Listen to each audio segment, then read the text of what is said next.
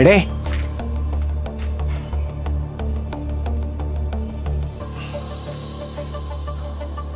നിന്നെപ്പോലത്തെ പെണ്ണിനൊന്നേ ഭർത്താവില്ലാണ്ട് ഒരിക്കലും ഒറ്റയ്ക്ക് ജീവിക്കാൻ പറ്റില്ലേ.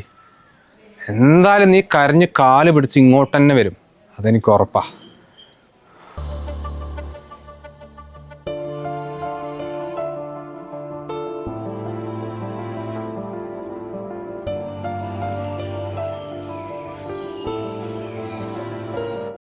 കുഞ്ഞുസേ ഒറ്റ വായി കഞ്ഞി കുടിക്കടാ, നല്ല പനി മാറല്ലോ.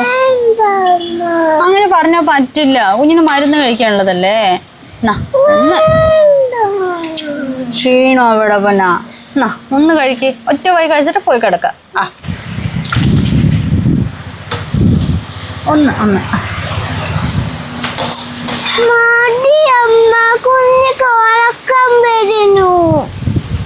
കുറച്ച് കഴിഞ്ഞിട്ട് കഴിക്കോ? ഉറങ്ങി എണീറ്റിട്ട് വാ.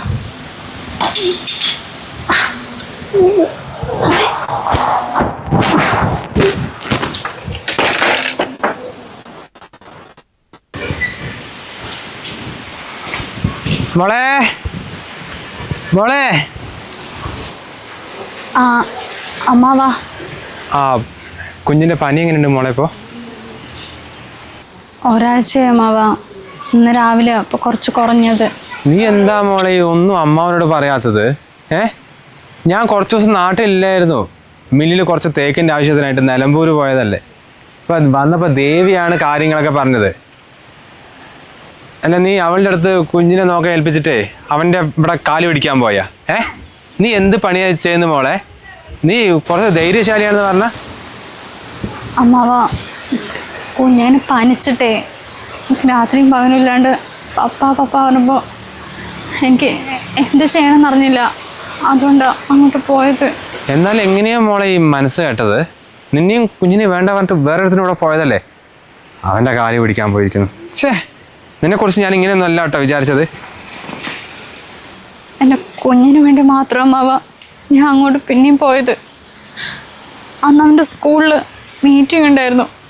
അപ്പം എല്ലാ കുട്ടികളിലും അച്ഛനും അമ്മയൊക്കെ വന്നപ്പോൾ എൻ്റെ കുഞ്ഞിൻ്റെ മാത്രം അവിടുത്തെ കുട്ടികളൊക്കെ അവനെ ഒരുപാട് കളിയാക്കിയിട്ടുണ്ട്.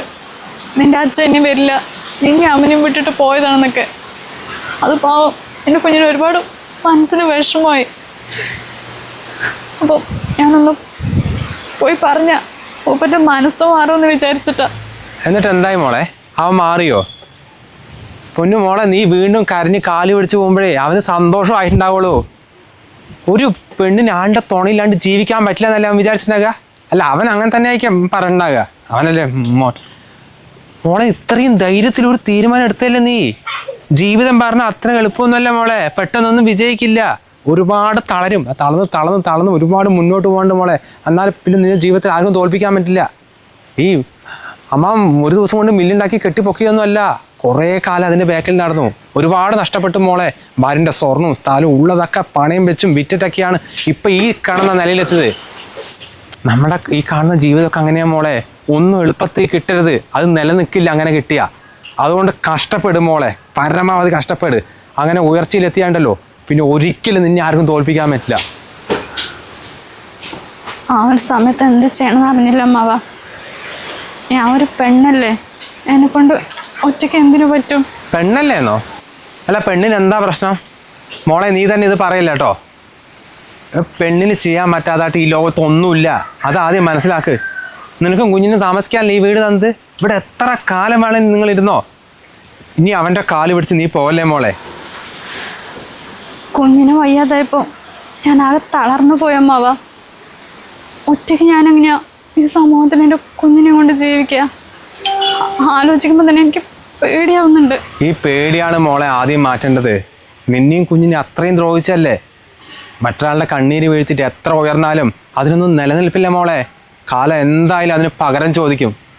നീ ഇങ്ങനെ ഏത് നേരം കരഞ്ഞുകൊണ്ട് ആരോഗ്യം കളഞ്ഞാലേ നിന്റെ കുഞ്ഞിന് വേണ്ടി നിനക്ക് ജീവിക്കണ്ടേ? നിന്നെ കൊണ്ട് ഒന്നിനാകില്ല, ഒരു കഴിവില്ലോ പറഞ്ഞവൻ്റെ മുന്നിൽ തല ഉയർത്തി പിടിച്ച് നിൽക്കും മോളെ. അതായിരിക്കണം നിനക്ക് അവന് കൊടുക്കാനുള്ള മറുപടി. അല്ലാതെ ഏത് നേരം കരഞ്ഞ് കണ്ണീരൊളിപ്പിച്ചിട്ടൊന്നും ഇവന്മാരും മാറാൻ പോകുന്നില്ല. അതൊന്ന് ആദ്യം മനസ്സിലാക്ക്.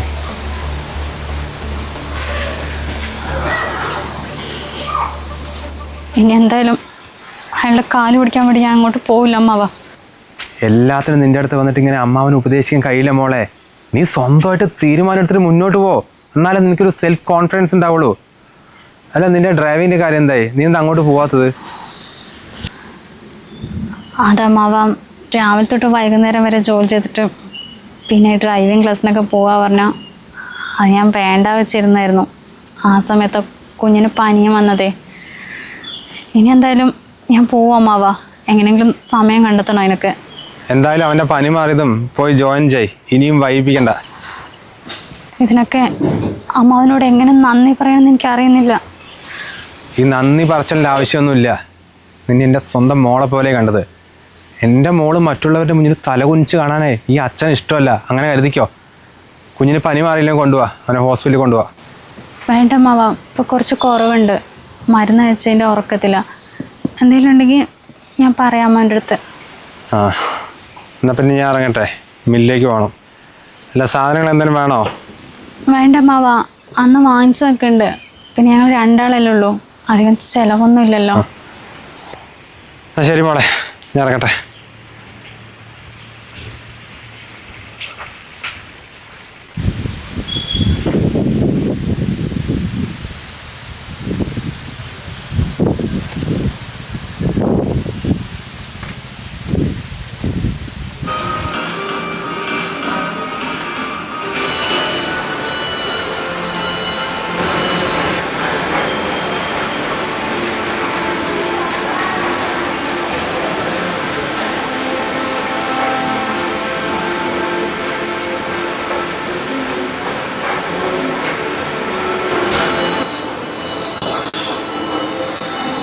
രണ്ട് കോഫി കേട്ടോ. ദിനേഷ്, നീ എന്തിനാ എന്നെ ഇങ്ങോട്ട് വരാൻ പറഞ്ഞത്? കുറച്ച് കാര്യങ്ങൾ പറയാനുണ്ട്. അതാണ് മാഡത്തിന് ഇങ്ങോട്ട് തന്നെ വരാൻ പറഞ്ഞത്. നിന്റെ ബോസ് എവിടെടാ? 10-20 ദിവസം അങ്ങനെ എന്നെ വിളിച്ചിട്ട്. ഒന്നില്ലെങ്കിലും അയാളുടെ ഭാര്യയല്ലേ ഞാൻ. ആ ഒരു ബോധം പോലും ഇല്ല. ചെന്നൈയിലെ ബാങ്ക് റോബറി കേസ് പോലീസ് വീണ്ടും കൊത്തിപ്പൊക്കിയിട്ടുണ്ട്. മിക്കവാറും ബോസിൻ്റെ ഫോണ് ഹാക്ക് ചെയ്തിട്ടുണ്ടാവും. അതാണ് മാഡത്തിനെ വിളിക്കാത്തത്. നിങ്ങൾക്കിത് എന്തുദ്ദേശിച്ചിട്ടാ? ഇതെന്നും നിന്നെയും തുടങ്ങിയതല്ലോ. കുറെ കാലമായില്ലേ. മനുഷ്യന് മതിയായി. ഇനിയെങ്കിലും ഒന്ന് നിർത്തിക്കൂടെ? കൂടിപ്പോയ 2 മാസം. അത് കഴിഞ്ഞ് ദുബായിൽ പോകാനല്ലേ നമ്മുടെ പ്ലാൻ. അതുവരേക്ക് ഒന്ന് ക്ഷമിക്കേ. എടാ, നമ്മൾ പറ്റിച്ച് ഏതെങ്കിലും ഒരുത്തും കേസ് കൊടുത്തിട്ടുണ്ടല്ലോ, പിന്നെ ദുബായും ഉണ്ടാവില്ല, ഒന്നും ഉണ്ടാവില്ല. അതിന് മുമ്പ് പോകുന്നല്ലേ നല്ലത്.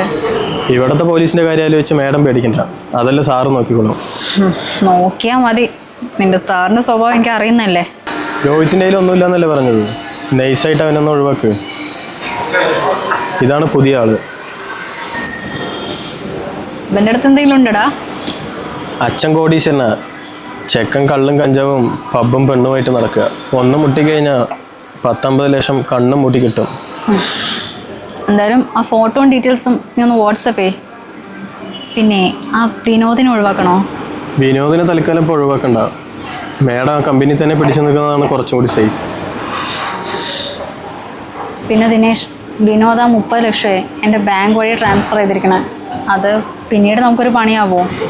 അത് ഞാൻ എന്തെങ്കിലും ചെയ്തോളാം. പിന്നെ ഒരു 10-20 കൂടി എങ്ങനെയെങ്കിലും ഒപ്പിക്കാൻ നോക്കണേ. പിന്നെ ഇത് ക്യാഷായിട്ട് കിട്ടുകയാണെങ്കിൽ നമുക്ക് സൗകര്യം. പിന്നെ നമുക്കിതിൽ റിസ്ക് ഇല്ലല്ലോ. എന്നാൽ പിന്നെ നീ വിട്ടോ. ഇവിടെ അധികം നേരം നിൽക്കുന്നതേ അത്ര സേഫ് അല്ല.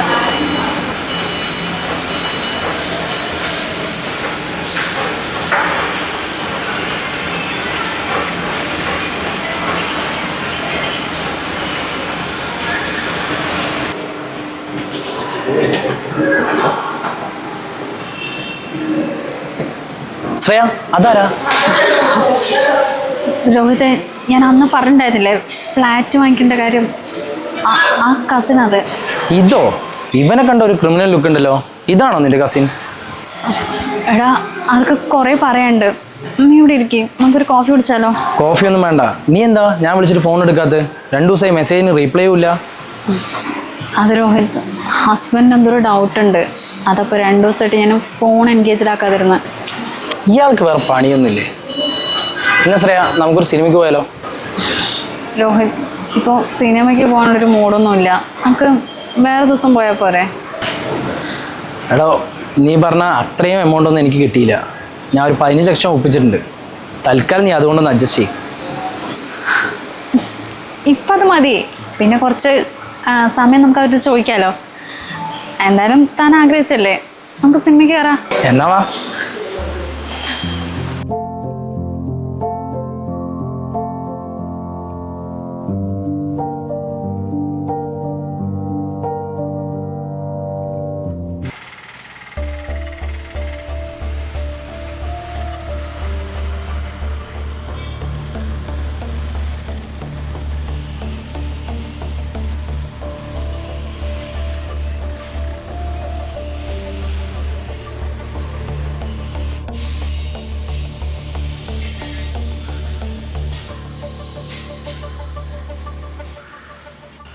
എടാ നിന്റെ അച്ഛൻ എവിടാ? പപ്പ ദൂരെ സ്ഥലത്ത് ജോലിക്ക് പോയിരിക്കാനു. അതൊക്കെ നിന്റെ അമ്മ കള്ളം പറയടാ. എന്റെ അമ്മ പറഞ്ഞല്ലോ നിന്റെ അച്ഛൻ വേറെ ആരെയോ കല്യാണം കഴിച്ചു. അഭിയാത്മൻ കള്ളം പറയാനു. നിന്റെ അമ്മ ബാഡാടാ, അതാണ് നിന്റെ അച്ഛൻ പോയത്. എന്റെ അമ്മന്റെ അല്ല, എന്തെങ്കിലും പറഞ്ഞിട്ടുണ്ടല്ലോ. പറഞ്ഞാ നീ എന്ത് ചെയ്യും?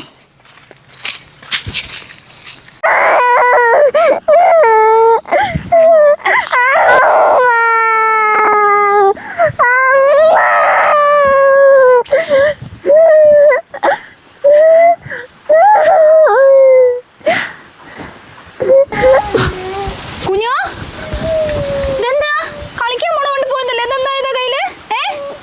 കുഞ്ഞോ,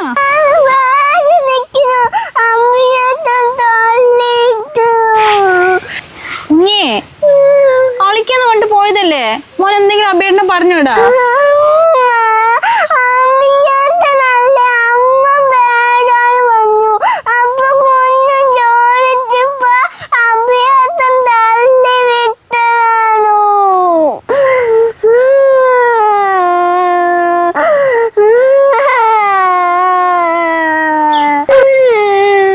മോൻ എന്തെങ്കിലും തെറ്റ് ചെയ്തോ? പിന്നെ എന്തിനാ കരയുന്നത്? കരച്ചിൽ നിർത്ത്.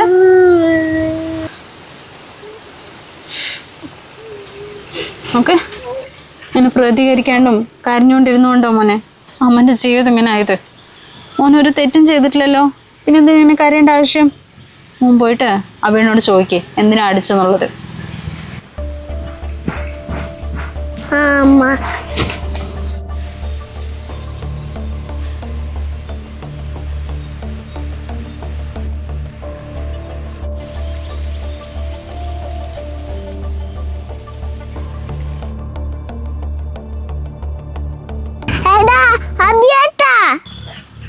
എന്താടാ കിട്ടിയത് പോരെ?